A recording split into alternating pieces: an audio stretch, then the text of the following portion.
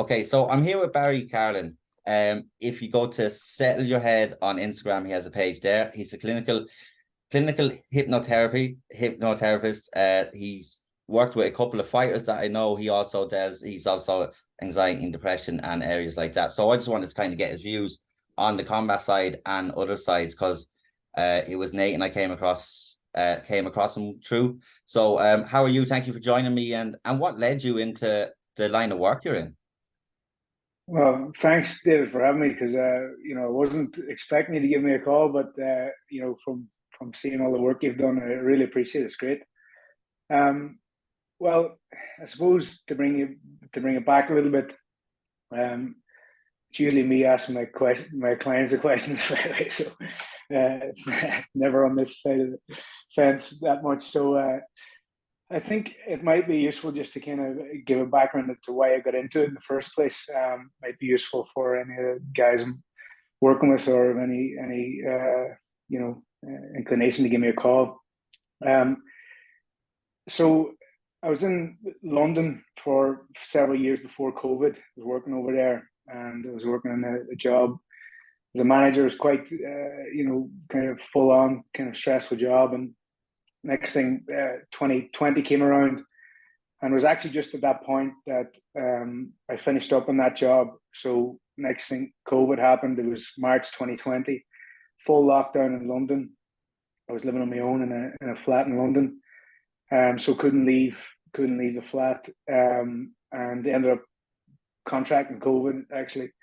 So in the flat, couldn't do much at all, and I ended up not sleeping, so I was losing sleep, and the next thing it kept spiraling. So I long story short, I ended up I just left the flat one night, and I was in a really bad kind of mental state, and walked through London, and because the streets were completely empty, it was like a ghost town, right? So the state I was in at the time was what I now know as from working with doctors and stuff. It was called acute and transient psychosis. So basically, and I have no previous history of any of this, no previous history of any of that sort of.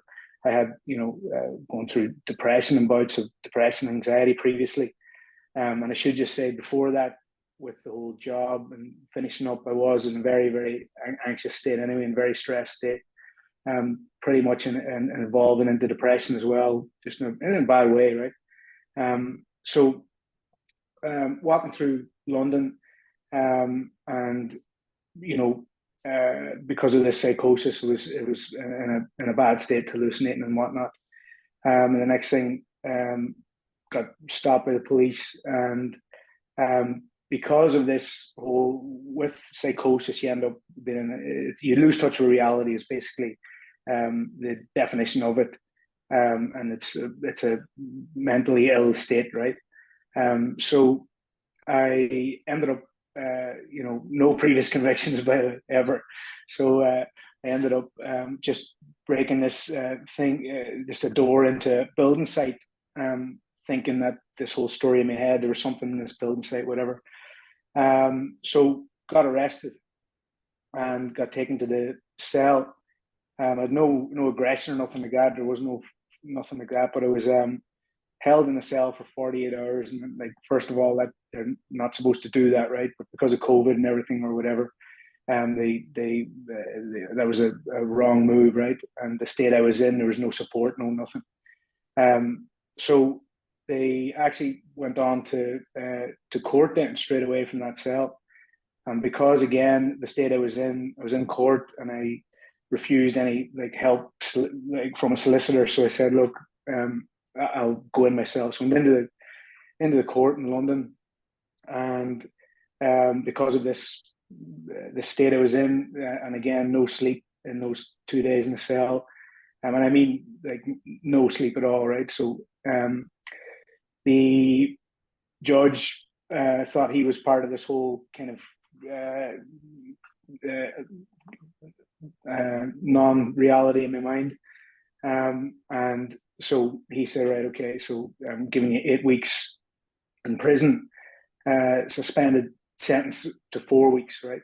So during lockdown, went to HMP Tameside prison, and I spent 4 weeks in there,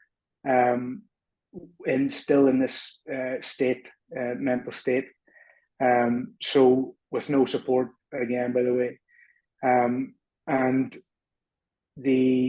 after 4 weeks, it was 23 and a half hours lockdown within the prison itself. So there's no communal area, because of COVID, right?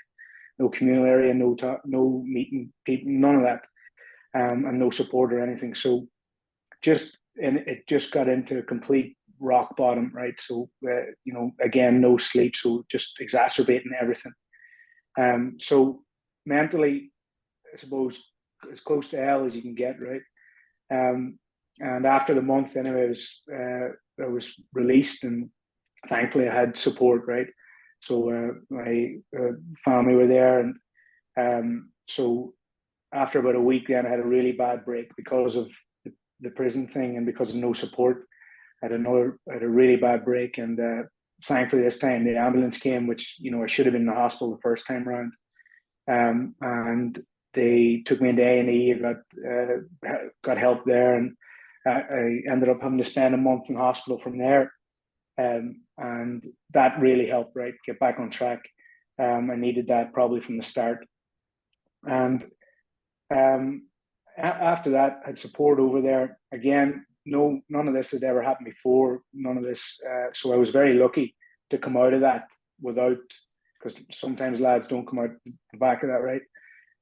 So I had support over there. I ended up, because of the judge as well, he was like, so severe, which I'll get to. He gave me a year probation. So I wanted to get out of there, get out of London, get close enough to home. So I moved to Derry. And from there, just really, I was been told to put on, antipsychotic medication. And I just knew that wasn't me, right? I knew that there was other ways around it. So I started getting weekly counselling, and it was just a guy, an Irish guy actually in London, was doing over Zoom calls. He was just exceptional, absolutely exceptional. And I was apprehensive about psychotherapy and counselling and anything like that beforehand. So he changed my life, really. He really got me back into a great place now.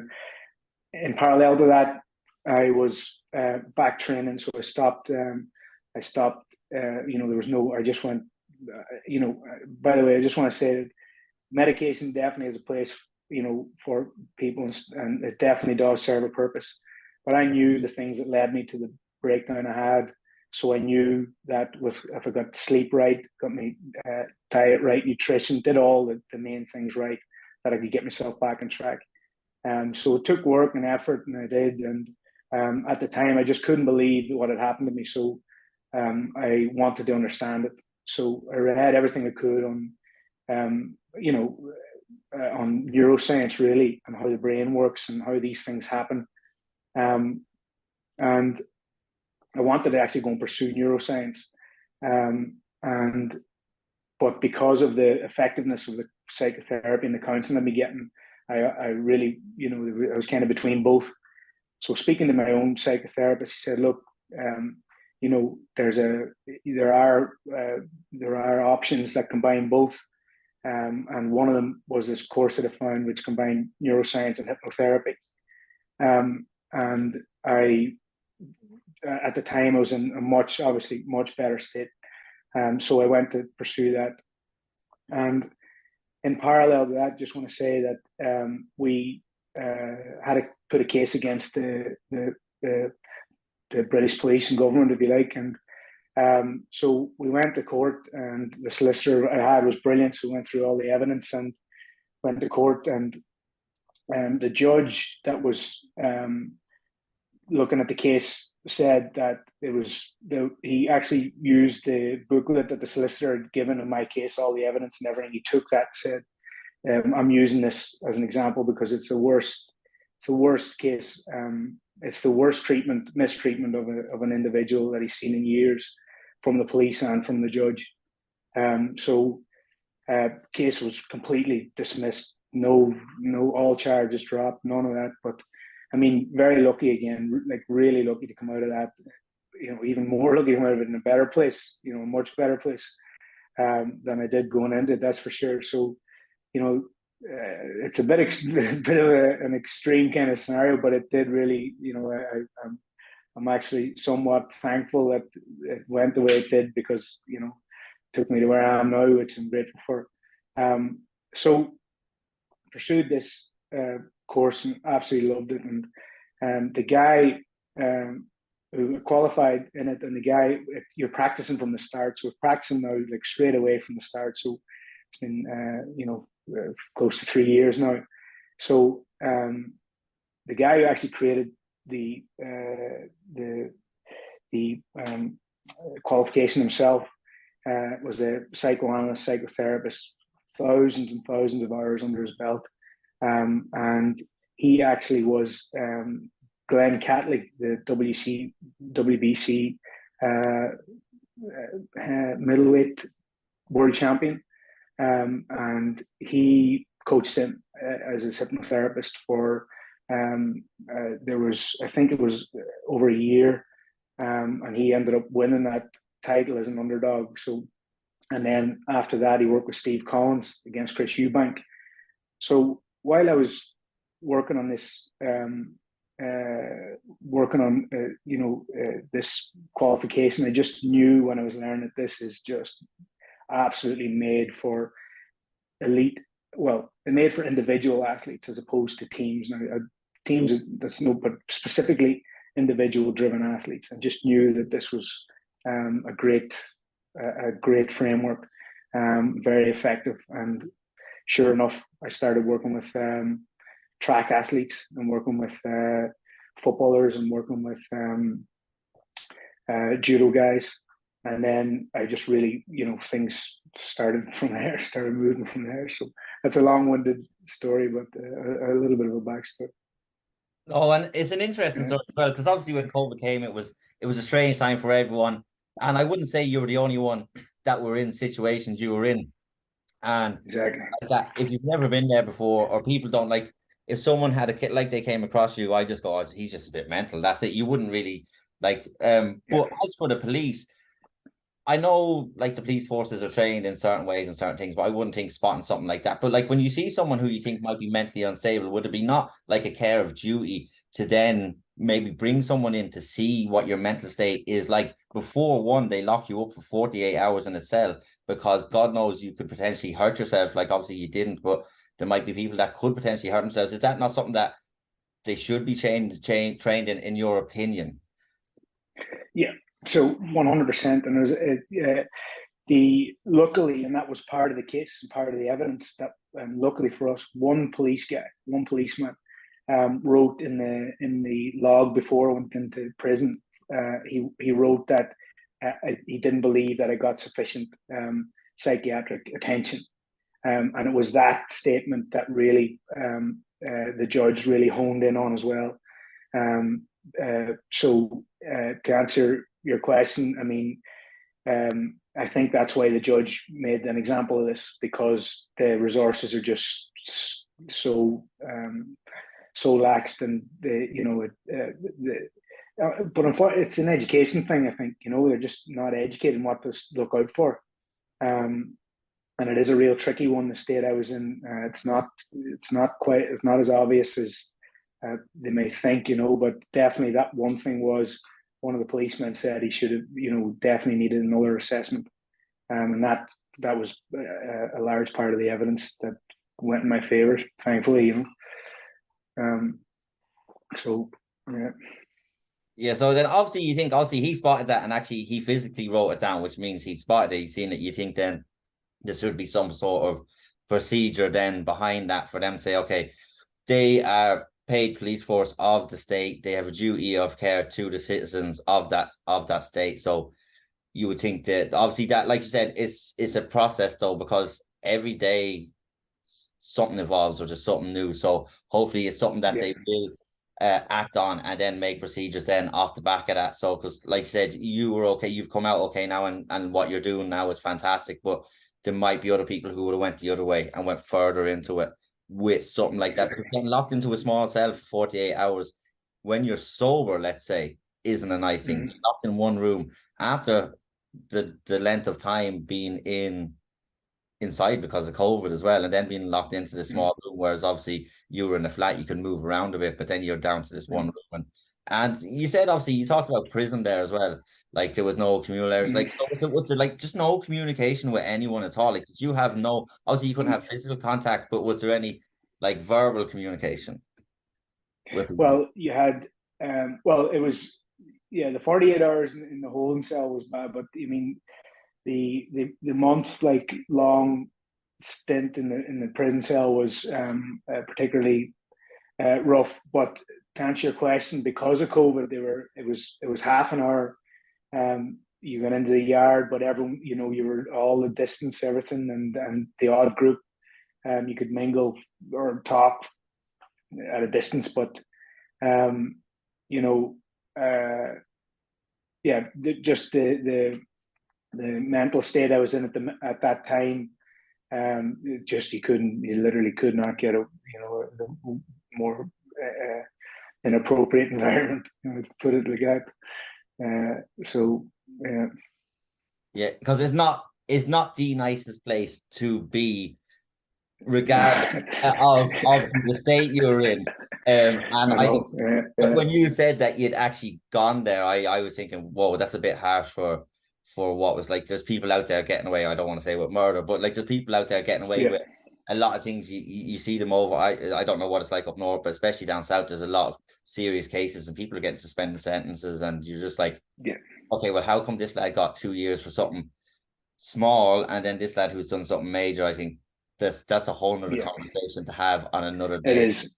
It is Because there is a lot of problems within, as there is in all countries. But we'll move on. Obviously, you said it was like you said it was a boxer who came up with this with this qualifications, and he went on with Steve Oh, Collins. he was a psychoanalyst, but and a hypnotherapist, but he worked with boxers. Oh, okay. So he created this I suppose modality of solution focused hypnotherapy, and he started working with boxers and proving the concept with elite individual boxers and combat sports guys. And he went on to work with Olympians and everything. So and he was well renowned, one of the best in the UK for sports hypnotherapy. And yeah, you mentioned he was a boxer. I don't know if he was a boxer. I got that wrong. I must have misheard along the way. Sorry. No, that's my fault. Yeah. So obviously when he created, and then you went into, you mentioned obviously you went back training. Was it that just training in a commercial gym, or did you train a combat sports or some sort of sports before? So first of all, it was just getting into the gym, getting running, getting the endorphins going, getting the dopamine, serotonin, all those good things going in the body, and really getting back into a good state, right? So physically, moving physically is a good way to start the process of getting mentally healthy, right? And then after a couple of weeks, I was like, right, I want to get involved in something in Derry, right? Get meeting people and things. And I've always wanted to do jiu-jitsu, right? So I did. I trained in boxing before, but it was purely training, purely for the fitness. But I absolutely loved it. So I just was searching jiu-jitsu gyms in Derry, and just Team Torres looked brilliant, right? So gave Marty a call, Martin McLaughlin, and he said, "Yeah, come on down." So went down there, and it was just absolutely loved it from the start, and was actually used to train sometimes during the day, around lunchtime. I remember going in one day early, and Marty was there. He was just cleaning the mats, getting ready for the session, and we just got chatting. And he was asking, "What are you doing?" And I said, "Oh, I'm doing a clinical hypnotherapy and working with athletes at the minute as well." Actually, he actually said, "Look, it was one, I can't remember. It was one of the titles he won. He said, "Look, I did, I've been preparing for this title, did everything right, food, diet, everything. But it was one thing he said that got me over the line with that title, and that was hypnotherapy." So when I heard that, it was great. And he said, "Look, I'll give you a hand. I'll support you. Or if you want to just send me a flyer or whatever, and he'll post it on Facebook that I'm available to work with guys and lead up to competition or generally, right?" So then it started really, and that was like in terms of the combat side. I'd already been working with athletes and doing, seeing good results there. But now this was something I was really interested in and loved it. And the next thing, one of the guys, Tony McLaughlin, I think he was purple belt at the time, yeah. And we started working together, and he was preparing for Vegas, the IBJJF in Vegas World Championships. And we worked together for 4 weeks up to that, and he got silver in that. So then that just more guys started giving me a call from there. So yes, it was. Stories have been great. My own jiu-jitsu journey hasn't been going so good. Blowing out knee already. Oh, no way. Yeah.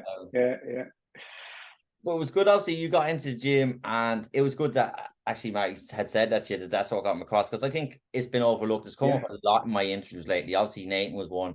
I've interviewed, Brian Moore that fights in Bellator. He said that was his problems. Not that he went on a losing streak, but he couldn't get the finish. And one of the things that his psychologist says was it wasn't until he got hit hard that he woke up.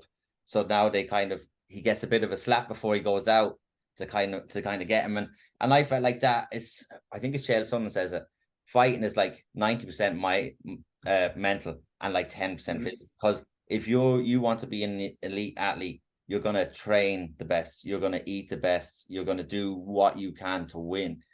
But that's what separates is that mindset. Like, is there cases that you've heard, because I've heard of it a lot with the industry I'm in, is that people in the gym, I've seen them in the gym, and I've talked to people, said like I see him in the gym, but when he comes to fight day, he can't replicate that. Is that something that you get a lot of where people coming to? Yeah.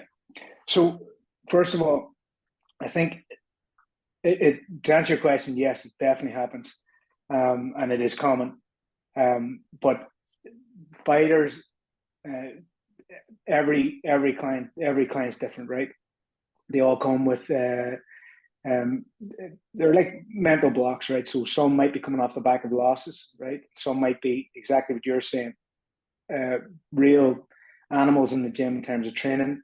When it comes to competition time, fighting, they're just, everything's been overthinking, caught up in their own mind, stressed. They've got to factor in things like weight cut, nutrition, all these other variables that can add things, stress. So they're training for they're training really hard, training really, really well, but they don't have all these kind of other variables to think about as well. So when it comes to fight day, there's just added stress. There's also there's a bit of sometimes it can be, comfort in knowing that, I know what to expect when into training, and then you're completely out of not just the comfort zone, but there are so many other factors and elements to factor in. So you've got, other coaches, just the venue itself, lights, other coaches, cage, professional setup, commentary, so on, so audience, so on and so forth. So yeah, that can add a lot of added stress to fighters. To answer your question. Yeah, because one of the things that I kind of am interested in when I'm asking fighters is the fight day itself is a big day. Like you said, there's the audience commentary. There's a lot of things going on. You have to warm up. There's different people around. And one of the things I always found, or I was curious about, is they have to get there early because you've got your medicals and stuff like that. the time between they get their medicals, because obviously, let's say the show starts, Yes. they have to get their medicals at 2, Yeah. right? And just say Nathan, for example, would be higher on the card, so he's going to be later on the card, so he might be 10. Trying to fill that space, do you think like that would obviously be a problem as well, and how people manage it, I would presume. Yeah.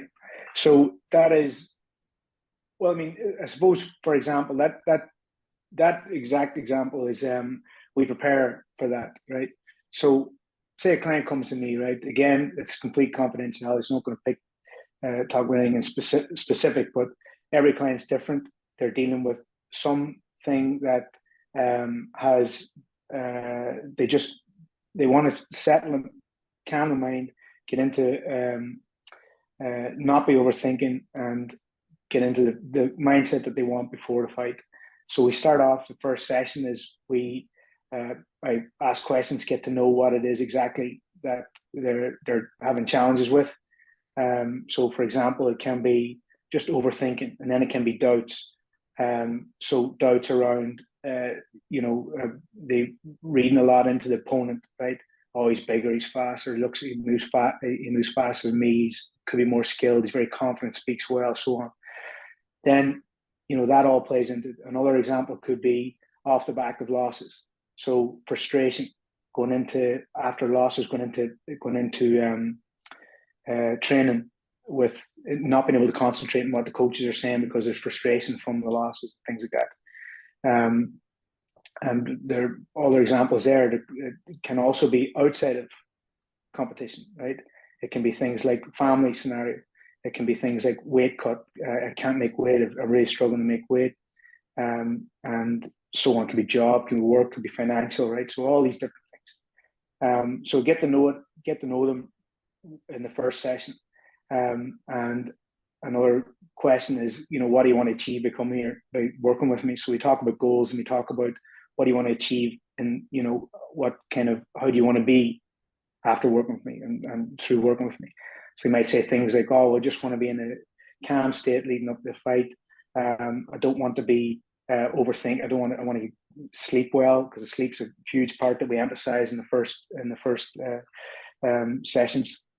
And just not being tense about the fight and the lead up to it. So being relaxed and storing that.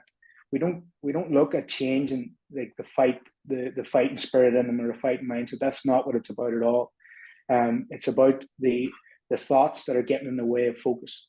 So if we're thinking constantly about the opponent and thinking constantly about the preparation, about cutting weight and so on, about winning and so on, you're taking away the emphasis on just being in the moment, being present, being focused, and listening to what the coaches are saying to you in the week or two leading up to this fight.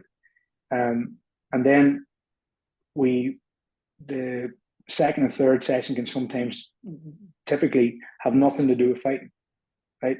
So we don't look at the cage, we don't talk about fighting at all. We look at small elements outside of the cage, outside of training in the day-to-day life that we can work on, that if we got right would have a positive impact, and that they would be going into training with a more positive frame of mind, a more clear, calm, focused frame of mind. And then we start the next sessions working on the fight specific stuff. So it's not just visualization. A lot of people, think about just visualizing this fight going well and things like that. It's there's a lot more detail involved, where we create like a journey, right? So it can be from a week out from the fight. We start there, even 2 weeks. It depends. Every fighter is different, as I said. Some might struggle 2 weeks out. Some might struggle a week out more so. So struggle. I mean that might be more challenging for them. So we start looking at right, how do you want to be feeling a week out? So same thing, just calm, relax, just going into training like it's another training session. And we work through very detailed questions. And to answer your question, one of them is, right, that big wait in between after I register in the building and till I'm called to the cage, what in between?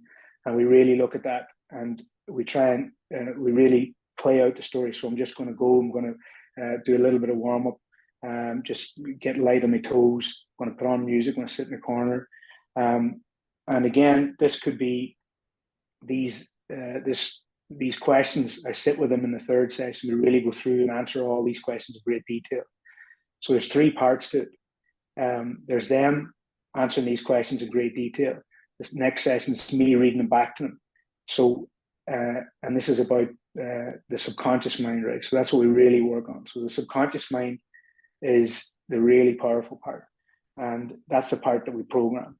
That's the part that we use to solidify our mindset and our thoughts, right? And by, first of all, them telling me how they want to be before, during, and after the fight. During is also a big one, where we really, if they're working on a strategy or on a game plan, we really hone in on that and look at it from different angles, really focus in on even, reactions to the unexpected, because it's so fighting can be obviously unpredictable, how you react to that. So if, for example, you weren't prepared for something that the opponent does, how do you react to that? Do you panic and then the whole strategy, everything goes out the window, or do we just take a step back, breathe, get back into the game plan? So we can be really detailed in that section. And then third part is we get into hypnosis, right? So hypnosis, many people can think, what the hell is hypnosis, but in actual fact, it's hypnosis, like it's trance. So it's actually like a daydream. You can imagine a daydream. A lot of people don't realize this, but we go into daydreams many times during the day. We're walking, running, watching TV, driving. We do it all the time. And hypnosis is just a really concentrated and focused and directed form of trance and daydream. And when we're in that state, then we have access to the subconscious mind. And that's where I create a script from what the answers that the client has given me to the questions, and we create the script and read it back to him when he's in that hypnosis state. And that's recorded then. So I record that. So it's like 25, 30-minute recording. And again, back to your question, that space in between, we've already played through this and several times, and I give them specific times to listen to the recording, structured times to listen to it. One is actually during that time. So the fact that we've gone through and played it so many times, the purpose is to not have these things create any additional stress, and to be able to focus on game plan, focus on what we need to be focusing on. Long-winded answer. Yeah, no, I like it because like that, you need the details in this, because if you just gave a brief answer, people can understand. So one of the things that I'm kind of curious about as well, actually, is you were mentioning, obviously you work with individuals and can work with teams, and you didn't really touch on teams, but I would presume a team would be harder. With an individual, like, you get to know the person, because on a team there's maybe 11, 15 individuals. So like, how do you really get to know that person? Like, what else is involved, let's say, in the first meeting? And from a first meeting, would you know if a person's a good fit for you, or is everyone a good fit? Or just talk to us about the first meeting, like how that goes and how you make your mind up on what's next for them. Yeah, so it is a bit different to the teams. First of all, it's not that I wouldn't or don't work with teams. I just individual athletes that are elite individual athletes. It's brilliant to work with them because it's more precise and concise. With a team, you've got so many individuals, different characters. It's just there's a lot more variables and things like that. So, so the first session, really getting to know the client themselves. So, figuring out what it is exactly that they want to achieve by working with me, first of all. So what is it, and have they got a fight coming up, right? So usually a good kind of roadmap for working on the mental side is 4 to 5 weeks, sometimes 6 out from a fight. because in that time we get typically a session a week. But that first session, yeah, we really get to know about and get just general information gathering as well, getting to know interests, getting to know life outside of combat sports and fighting, and then a real key is there's an educational knowledge base in that first session. So, for example, explain how the mind works, right? So if someone, for example, is coming, they're overthinking everything, it's just negative self-doubt, right? So doubts about, am I good enough to beat this guy? Doubts about, am I going to make weight and all this? And sometimes that can negatively affect sleep on the lead up to a fight. So we look at the mind in two ways. One being the intellectual part of the mind, which is a human part of the mind. And that's the part that we focus on getting and working on, because the intellectual mind is focused, it's clear thinking, but most of all, it's a problem solver, and it's rational as well. When we're in that frame of mind, when we're operating from that part of the mind, we're able to absorb all the techniques, skills, everything our coaches are telling us, strategies, much better, right? So we absorb it much better, we memorize it much better, and we're able to pull from it much better. And there's the other part, which is the primitive part, right? And this is the part that we've had for thousands of years, cavemen, cavewomen, and this is the survival part of the mind, right? And this is where fight or flight comes from. So there's three main parts to that primitive mind or primitive brain. And in the brain, in terms of formation, there's three main parts. There's the amygdala, which is responsible for, that's the security guard. It's constantly looking out for danger. And that's where fight, flight, freeze comes from, right? So we explain fight, flight, freeze in relation to that client specifically. And also there's the hippocampus, which is it's like the filing cabinet, the memory center of the brain. It's where we store bad habits, inappropriate behavioral experiences, patterns, fears and phobias. So that's where things are stored, like constant doubt before a fight, right? Because it's a pattern, right? So we interrupt that first of all in the subsequent sessions. And then we have the hypothalamus, which is responsible for regulating the chemicals through the body. So that's it releases adrenaline to the adrenal glands, and cortisol as well. And cortisol is a stress hormone, which is very important actually when it comes to weight cut. Because cortisol, because it's a stress response, it is a hormone which enables the body to store fat. And it does that because back in the day in the jungle, didn't know when the next meal was. So when lads are stressed and cortisol throughout the body, it's very difficult it can be very difficult to cut weight without in a calm way and not being stressed, right? So we really look at that primitive mind in particular, because that's where the negative thinking, the self-doubt, the self-criticism come from. And it's also where black and white thinking comes from. So it's all or nothing. This perfectionist mindset comes from, which can actually really get in the way of fighters preparing for fights. Because if a training session doesn't go well, or unexpectedly on the lead up to a fight, a training partner gets one over on you and ends up training well, you can leave that session maybe 2 weeks out from a fight going, gee, how did he just beat me? And I've got this guy who's way better in a week's time. How's that happen? And then all the doubts start flooding in. And it's that mind, the primitive brain, it just keeps us locked into this negative cycle. So we end up going to sleep, well, trying to go to sleep with these negative, just constantly thinking about that bad training session.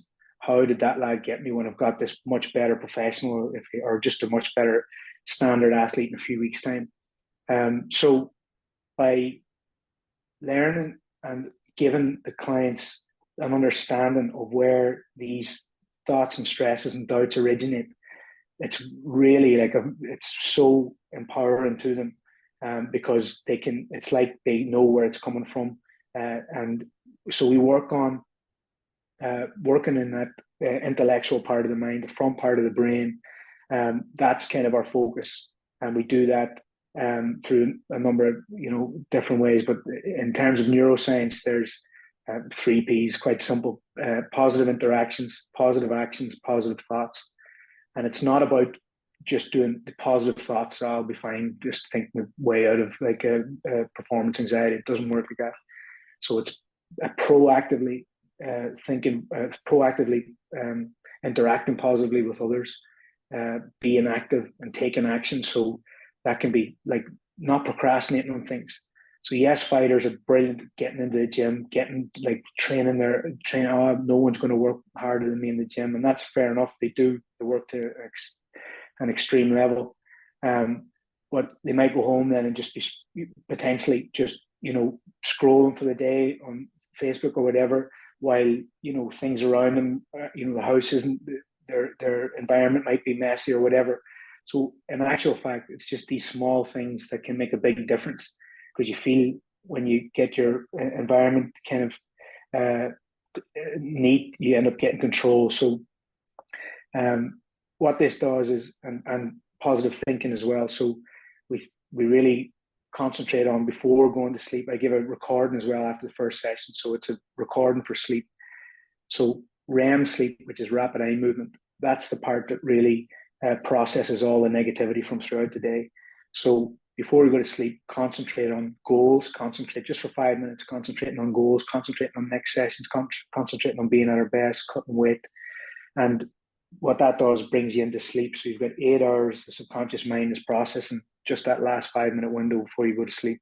So it really has a beneficial part in the process.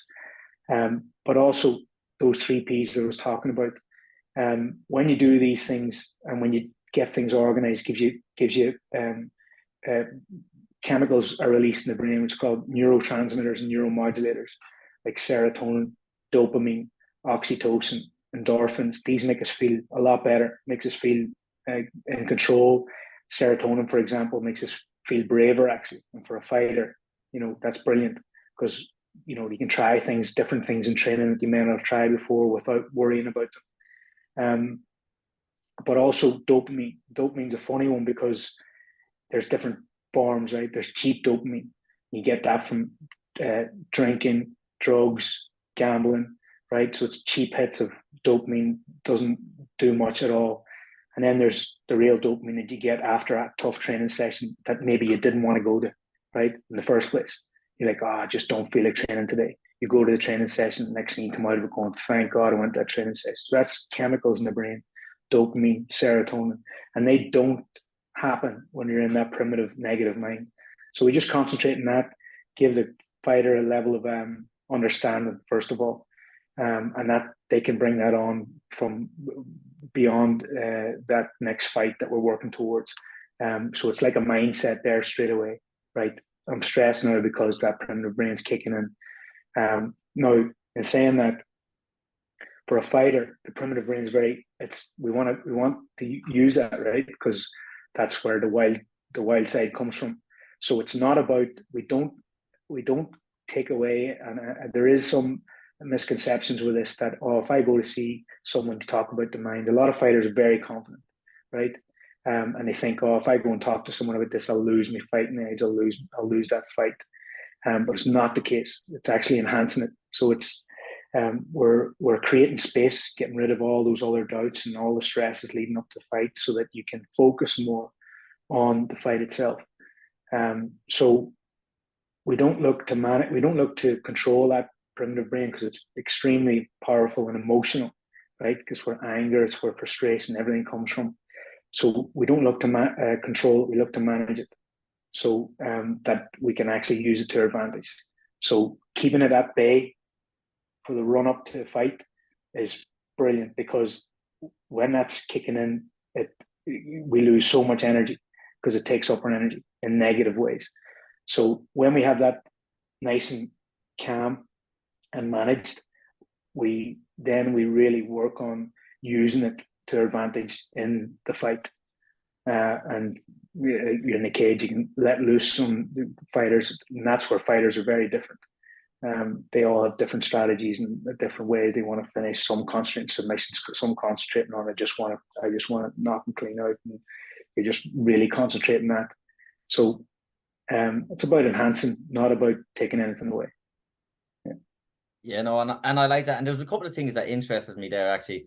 One, you were saying that if they go to see you, it might take away and like bad omen. And that's what I always wondered with the mental side. Was it like an ego thing? Because you see fighters, they're big, strong, like gladiator type people, that are fighting, and to go and see someone that would be considered like for like mental health, not mental health, but like therapist or something like that, would that be something that would damage their ego? I would think that's what a lot of people might have thought going years, but obviously you can see that shift change, and especially with the likes of men's mental health has really come on leaps and bounds in years where years ago it was just get on with it, whereas now it's still not where it should be, I think, but it's No. in the right direction.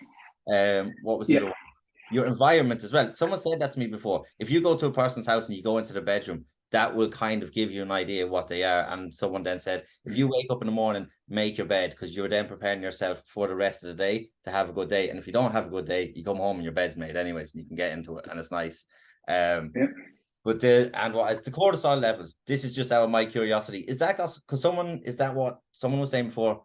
But I might be confused. Coffee, you're not supposed to drink coffee for a certain time in the morning because your cortisol levels are high, or is that something else I'm after confusing it with? I'm not a nutritionist. I'm not going to. I'm not going to.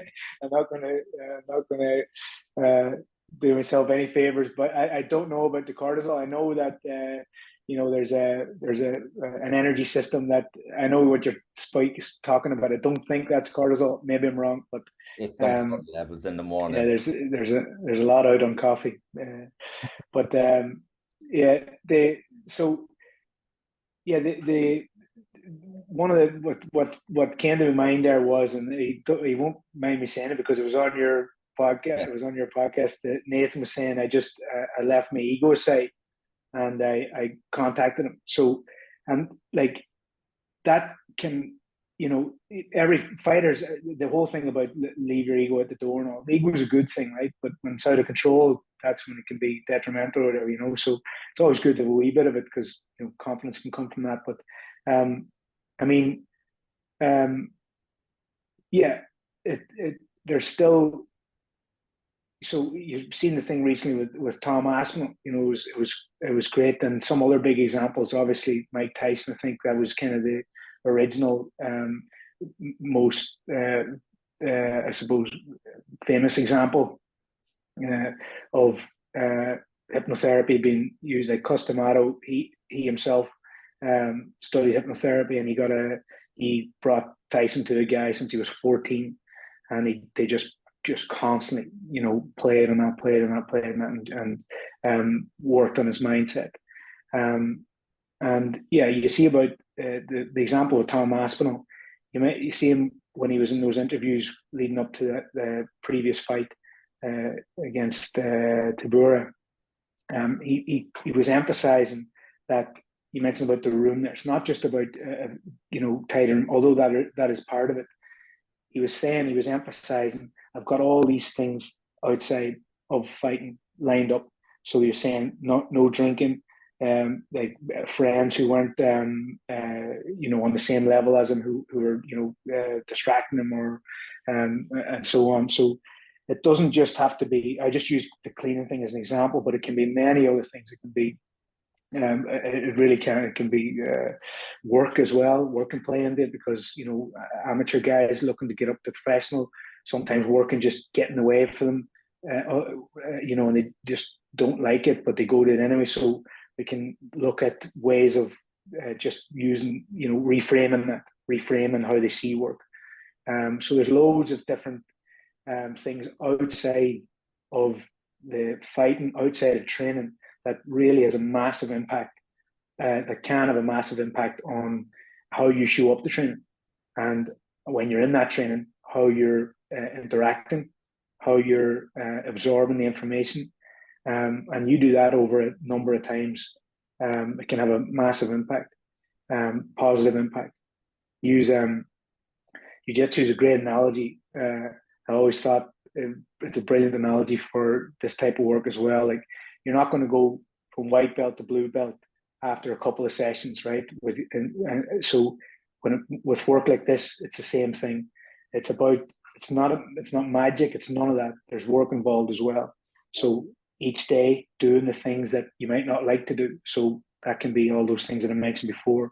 And over time, these things have a it's a positive feedback loop then you show up to training, you're just in a great frame of mind, show up to the fight, and you're just raring to go. And that gap that you're talking about in between, it's just doesn't, lads, they embrace it then, just as a relaxing thing. Yeah, like your job is very interesting. I say it's very fulfilling. I don't envy you because like you've so many people, like you said, the way, just say me and Nathan came in, we're two completely different people. And the way one thing affects him might affect me differently. And for you to be able to try and identify what that is, obviously you've got the knowledge and the skills behind it. But like that, just say a 40-hour week for me and a 40-hour week for him. I might love my job, he might hate his job. How does that affect him? Like, just that's what really interests me. How Yeah. you're able to break that down and make people tick. And like you said, with Nathan saying he left the ego at the door, and you can see a lot more. Have you noticed in the short space of time that you're doing this, that it is getting more prevalent, that people are coming to see it, that they might have mental blocks, that they might go? Have you seen a rise in your short time that you've been doing it? Yeah, absolutely. Yeah. Yeah. Yes is the answer. And I think, well, first of all, like, I absolutely love it. I love the fact that I'm dealing with all these. It's very, very interesting because, there's all different characters, and fighters are unique themselves, right? All different backgrounds, all different reasons why they're fighters, all different levels of that fight within them, right? And it's because of their backstory. So getting to know the backstories, getting to know everything about them, it's actually, I absolutely love it. And that's kind of why I'm focusing on this and focusing on the combat sports and working with athletes, and not just professionals, amateurs looking to go professionals, and all in between as well. So I absolutely love it, and I want this. It's great. Yeah, and the more obviously things like people I work with getting their podium places, getting their goals, getting their titles. That is obviously, people see that and they go, what? Been getting messages from like really good fighters, some professionals going, what's this hypnotherapy thing? So yeah, it's great. It has been great, and I think with the work you're doing, by the way, I mean, it's really watching the Irish scene is unbelievable at the minute. And if I can, help guys get the best of themselves in terms of taking blocks away, stresses, relax, getting into a good mind frame for fights, then that's really what I want to do. If I can be involved in the Irish scene getting better, 100%. Yeah. Yeah. Thank you for the kind words, first of all. And like, if anyone gets on to me about this interview, because when I post it, we post it Instagram, I put a link to it and like that. If anyone did probably contact you directly, the scene is in a really good place at the minute, I think. And like that, there's just little things. But there's one thing I want to ask about you, because like I said, I would love to do your job. I just don't think I have the brain power to do your job, that sort of way. I think everybody has the stuff. No. Everyone has a story. I think that's why I like doing what I do. And some people I find can be quite guarded at first, and then second, third time talk to me, it comes out. And that doesn't just go for fighters. Everyone has a story, but they just want someone to tell it to, and they have to get that person to tell it to. But one thing that I think is really would really be fulfilling for me, when you see these people get these medals, win these fights, like Nathan, when he went to the Four Nations, he bet two guys that are just about to go pro. Like those two guys, I think, had a combined 38 fights between them, where I believe this was his sixth. So like the two guys he bet were extremely high level. So everyone looked at Nathan and thought he's the underdog there. Like when you see something like that, although he came up short in the final, but he had lost in Derry, which is his home. He lost for a title in Derry as well. So he's lost for two titles in Derry, I believe. And he was on a 2-fight skid. And obviously he turned that around. He won the 2 and he lost 1. How does that make you feel as a person, not just as their hypnotherapist? how does it make you feel as a person inside when you see he's done that and when you see people get gold? Oh well, I mean, I have a sporting background myself, so I winning is, that's first of all, how do we win? That's the first thing. Like, it's not, yes, getting the relieving the stress and stuff, but winning is like, how do I get these? How do I work these fighters to get them to win? That's it. Um, yes, I've done all the physical preparation, everything, and it's just how can I work with them to get them to that next level mentally. Um, so that they can be at their best, really. But like professionally, I it's a bit different this because I shouldn't really be getting as excited as when I seen Nathan getting the 2 wins. It was it's brilliant. Now, in saying that, um, you know, I again, every fighter's different. I'll be working on obviously professional level. So yeah, I mean, it's brilliant when I see that. But yeah, it's just I suppose that's what the line of work I'm getting into. If I can help them get those wins, then it's brilliant. But again, I don't want that guys to think, oh, if I'm working with some guy, I can't work with another guy. It might be a conflict of interest in some way. It's not the case, but um, I suppose Nathan being in Torres, the team thing, maybe. Yeah, but like I think there's like nutritionists. I don't know if you know Yannick McGee. That's what he said. Like he sometimes will be the nutritionist for two fighters, and what like he'll say, like I'm straight down the middle. Like I'm not gonna give like this is his livelihood. Obviously, that would be the same with you. And you said obviously Absolutely. you Yeah. got a little bit like excited, but like I know there's a professional side, but like the professional side, I would assume the reason why you got into that professional side though is to help people get those goals, and that is obviously going to give people a personal feeling. Which, like people say, oh well, you have to say like it's hard to separate. It's like when I see Irish fighters fighting, when they're fighting each other, go out and whoever wins wins. I don't take sides, but when you see an Irish fighter fighting in the UK, let's say, like I get real excited. Like when Decky McLean came back from his injury and a Cage Warriors. Like I was on the edge of my seat for that. Like I was on the edge of my seat. It's hard to say. Yeah. But to be fair, I didn't go there as media. I actually went and had a few drinks to enjoy myself because people Nice. you just get to say what I like to do is talk to them, get a story with when you go to those shows, it's oh, how was the fight? How was this? You're gonna ask the same question to someone else. But I think it's hard to Yeah. separate sometimes when you've seen someone go through so much and then come out the other side. But it's good. It's Yeah. a line of work and Yeah. fair play to you. Yeah. Look, I love it. I really do. And as I said, there's, when I work with guys, the only reason I mention Nathan I don't is because you had the podcast with him and he mentioned it. But it's working with other guys. It's obviously complete confidentiality is a given, But definitely, I would be keeping an eye on if they've got a big upcoming fight. I'm not going to not be interested. So yeah. So 100%. That's why I wanted to get you on because obviously Nathan mentioned it. I seen you would post it as well because like that, a lot of people might not talk about what they've done, and it's good that he's going to talk about it. That's why I wanted to have this conversation with us so people can understand it a bit more because people might go, Yeah. what's this, what's that? So hopefully this will give people a bit more of a base understanding. It's given me a bit more of understanding. Probably a couple more questions, but I think I'm going to do a follow up with you in maybe a couple of weeks' time if that's Okay. I've really Well, enjoyed the conversation. Is there anything you want to say yeah. before you want to go?